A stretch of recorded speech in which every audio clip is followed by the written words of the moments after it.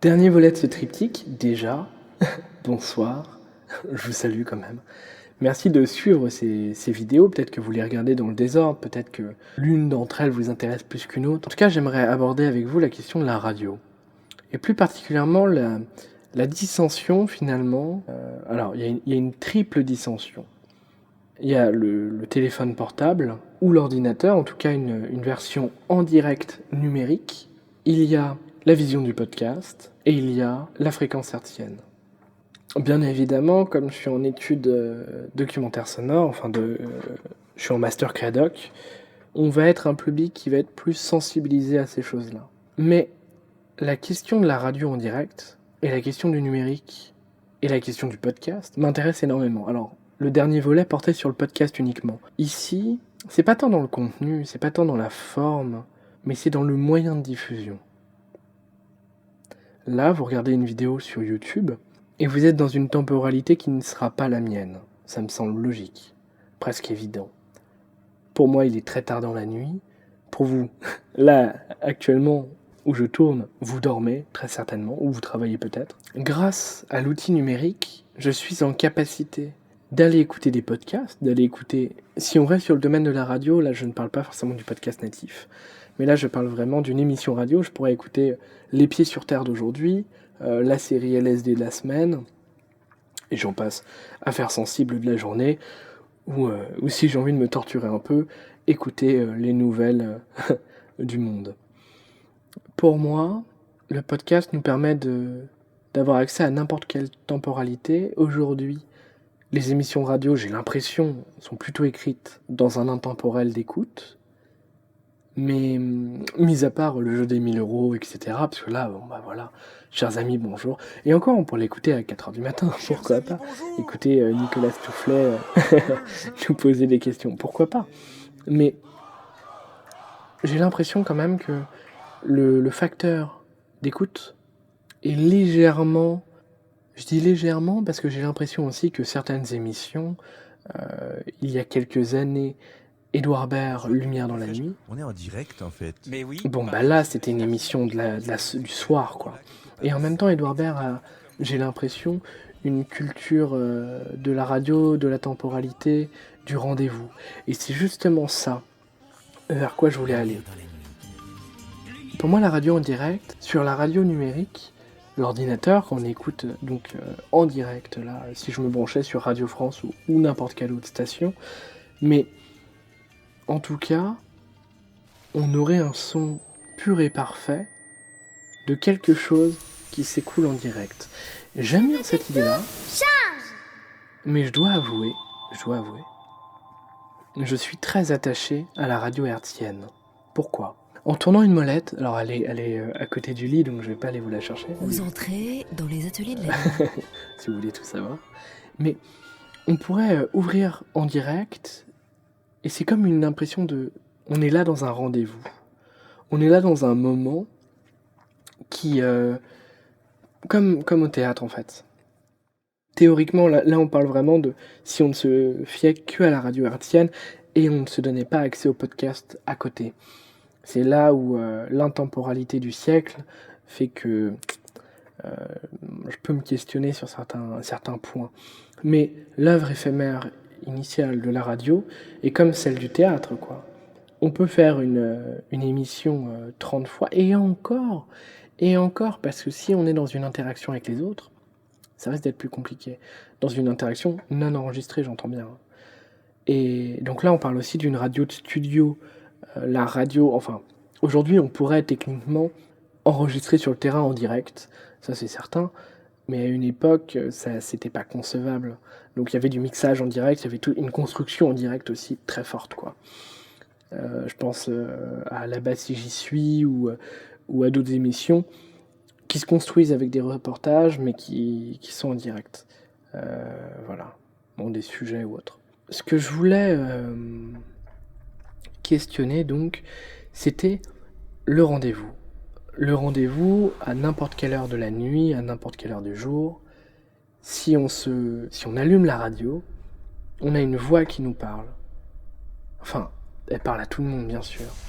Mais, surtout les émissions de la nuit. Je dois avouer, Je peux être, même si j'ai pas connu cette époque-là en direct en tout cas. Donc c'est du podcast, finalement, ironie du sort. Mais les émissions comme Allo Macha ou d'autres émissions Bonsoir José, à tout à l'heure. qui rentrent À 1h du matin. dans la nuit. Au revoir. Au revoir. Enfin si, j'ai connu du coup Lumière dans la nuit par Edouard Baird. Mais qui s'inspire de plusieurs types d'émissions, de plusieurs...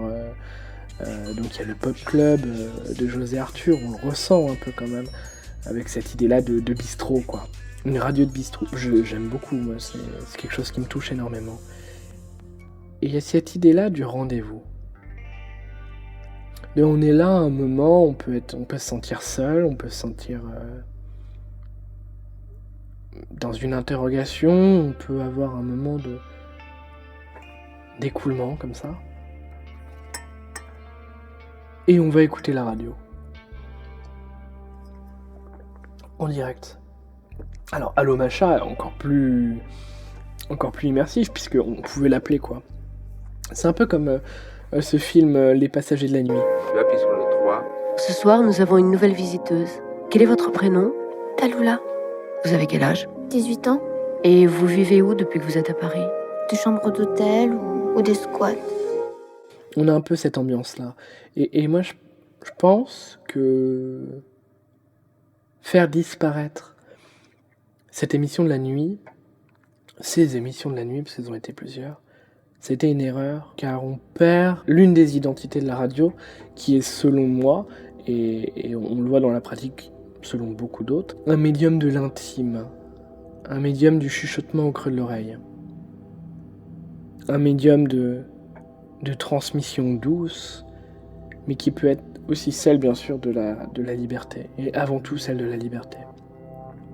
Que ce soit l'appel du général de Gaulle, c'était à la radio, que ce soit surtout les radios pirates et les radios qui faisaient sauter les codes, quoi. On pense à Carbone 14, on pense à tout un tas d'autres radios.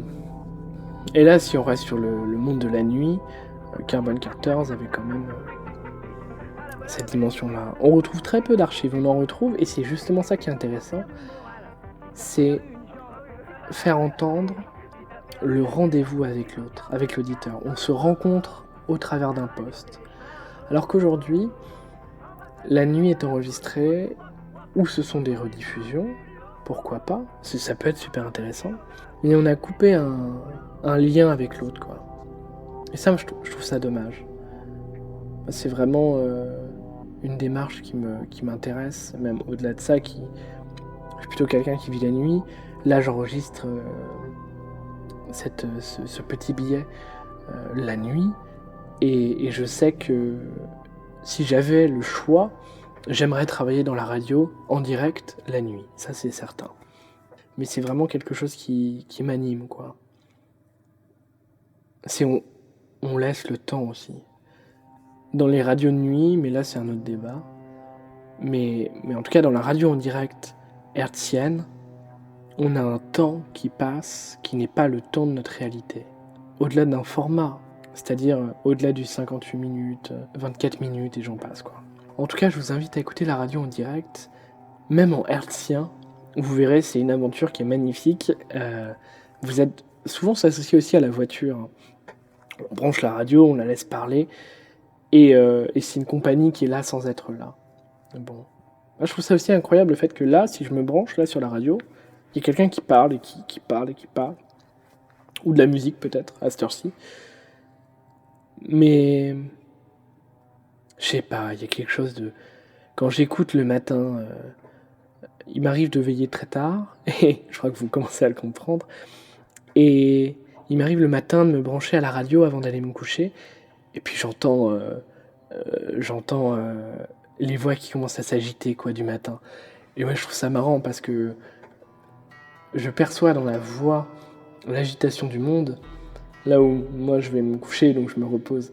Mais j'aime cette idée-là d'un rendez-vous, en fait. La radio peut être un rendez-vous. Un rendez-vous de liberté, un rendez-vous de voix déployée, un rendez-vous d'intimité, un rendez-vous de douceur. même de sensualité parfois. Des voix comme ça qui traversent tous les espaces, tous les murs, pour se recueillir au coin de notre tympan. Je trouve ça beau. Et franchement, ouais. Je trouve ça éminemment poétique, la radio en direct, de nuit, de jour aussi, bien évidemment. Mais on est sur d'autres rythmes. Donc peut-être, si vous êtes des couche-tard, des lève-tôt, ou des lève-tôt couche-tard, que sais-je, écoutez peut-être la radio hertzienne, là où vous êtes. N'importe quelle émission, n'importe quelle fréquence, que ce soit France Musique, France Inter, France Culture, Énergie, Fun Radio, Virgin, et j'en passe, Europe 1, RTL. Ça, c'est selon vos goûts. Libre à chacun de se brancher sur sa fréquence. Merci d'avoir regardé peut-être ce triptyque, peut-être l'une des vidéos, mais en tout cas d'avoir porté un intérêt à ce contenu-là. Je vous dis à tout bientôt, et puis si ça vous intéresse, je pourrais développer l'histoire de la radio de nuit. Il y a eu des travaux qui ont été faits, qui ont été brillants. Donc vous les mettre en avant, vous les partager, quoi. Ou partager mes impressions par rapport à telle ou telle chose, tel ou tel sujet, telle ou telle personne. C'est des formats que j'aime bien. Ils poussent à la discussion. En ce mois de décembre, je date, je me mets dans le temps. C'est aussi le pouvoir de la radio, c'est mettre en contexte. Mais bon, c'est un autre sujet, on va pas en débattre plus longtemps. Approfondir l'idée du podcast, moi je pense que ça peut être intéressant d'apprendre aussi à comment faire un podcast, comment imaginer les choses, quoi. Je pourrais pas vous donner des recettes toutes faites ou des listes de matériel à acheter. Ça, les listes des courses, on en trouve plein sur internet, des gens qui vont présenter tel micro sera meilleur que ce micro, tel machin. Voilà. Parfois des choses qui vont sur la simplicité aussi, mais pourquoi pas? Pourquoi pas? Ça peut être bien. En tout cas, merci de m'avoir écouté. À tout bientôt.